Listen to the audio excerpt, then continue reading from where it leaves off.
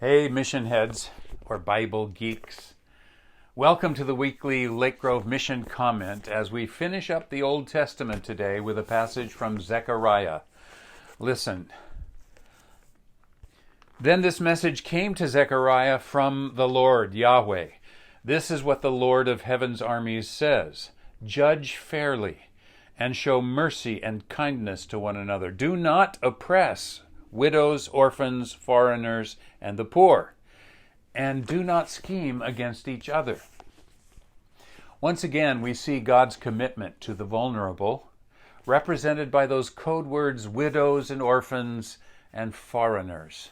In other words, those who did not have providers or defenders, at least that's how they saw widows and orphans in those days.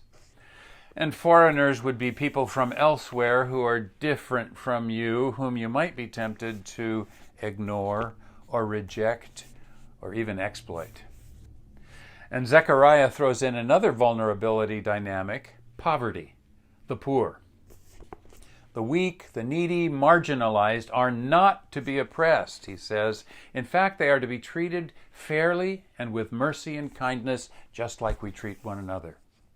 Is this part of our mission work too? Absolutely. These are God's commands reflecting God's values, and our mission work often takes us into contact with the vulnerable. At Lake Grove, we focus on those without food, water, shelter, the basic necessities of survival and human dignity. These are the vulnerable with whom we get to share good things and good news.